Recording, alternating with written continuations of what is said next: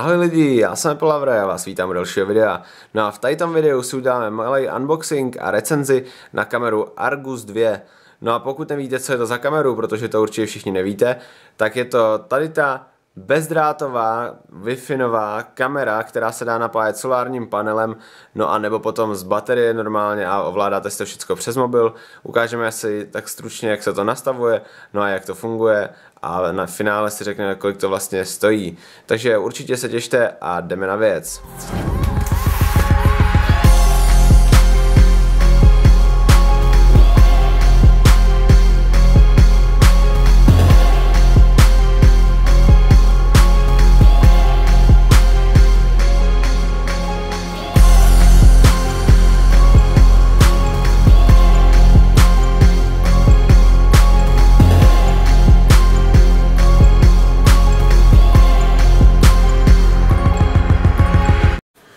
Tak lidi, už uběhl nějaký ten týden od té doby, co jsem rozbalil tady tu kamerku, co jste viděli teďka na začátku, no a můžeme si říct takovou lehkou recenzi a nějaký ten návod, jak se to používá. Takže všechno se to nastavuje velice jednoduše, dáte tady v podstatě jenom to plus, naskenujete QR kód zezadu, no a máte to přidaný automaticky v mobilní aplikaci. K samotné kamerce by bylo dobrý říct, že natáčí 1080p HD video s 15 snímkama za sekundu. Používá kompresní formát H264, který zachová kvalitu videa a zmenší objem dat. Tělo kamery je taky velice lehké, pouze 260 gramů a je docela malý, 10 cm na výšku a 6 cm do šířky. Kameru v základu napájí její 5200 mAh baterie, která bez problémů vystačí na měsíc provozu. A v případě, že připojíte i solární panel, tak vám to vystačí na celou věčnost. Zapínání takto se nějak neřeší, prostě zasunete baterku do kamery a už jede. Když se zaměříme na solární panel, tak ten je velice pěkný, má napevno přidělaný kabel a výstup je micro USB, který můžete bez problému nabíjet klidně váš telefon nebo cokoliv, co je na micro USB a tím pádem taky můžete použít klidně nějaký, co se vám válí doma. No a teďka po té době užívání vám můžu říct, co se mi na ní teda líbilo a co se mi na ní nelíbilo. Začneme těma mínusama, kterých teda moc není, ale dalo by se to zmínit. Takže jako mínus vidím trošičku možnost, že si nemůžete zapnout natáčení 24 hodin 7 dní v týdnu, jako neustálý natáčení. Dá se jedině zapnout prostě ta detekce pohybu a to vám samozřejmě vydrží dlouho na baterku, to chápu, ale kdyby byla možnost si to nějak zapnout takhle na to neustálé natáčení a vydrželo by to třeba jen 7 dní nebo 3 dny prostě, tak by to bylo docela pěkný. Potom taky se mi nelíbí to, že se nedá přidat do HomeKitu, ale musíte používat tady tu Reolink aplikaci a to je teda takový menší mínus, který zase někomu nemusí ani tak vadit. No a teďka už se dostáváme k plusům. Plusem vidím to, že se na to můžete připojit odkudkoliv z celého světa a to i bez statické IP adresy, kterou jako máte doma. Nemusíte ji mít, můžete to připojit na jakoukoliv Wi-Fi, no a jednoduše se na to připojit odkudkoliv. Nevýhoda trošičku tady toho vidím to, že nejspíš se to streamuje přes nějaký čínský servery, jelikož to vyrábějí Číňani a tím pádem by vás takhle mohli pěkně za vaše peníze trošičku sledovat. Ale tak bez tak, co by tím asi získali?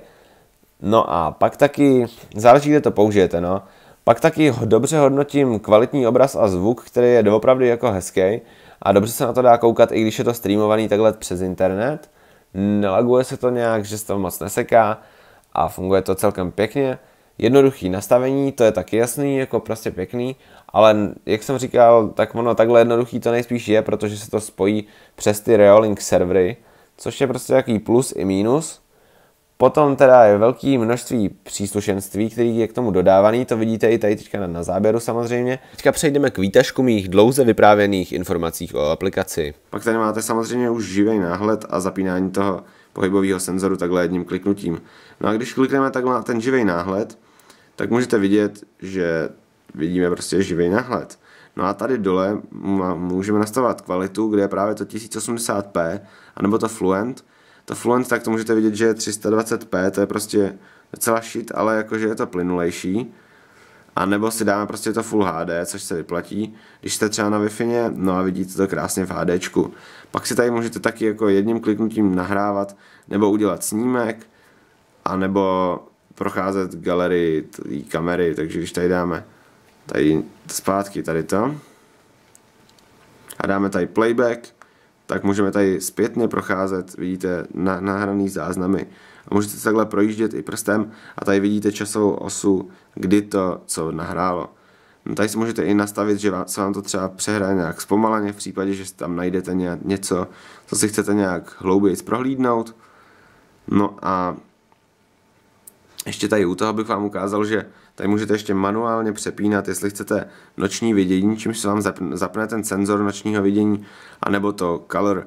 Teďka já bych to označil jako takovou poloprofesionální domácí kamerku, kterou můžete sledovat třeba vašeho psa, jak chodí do boudy, nebo hlídat váš pokoj třeba někde na intru a bude vám to dobře fungovat.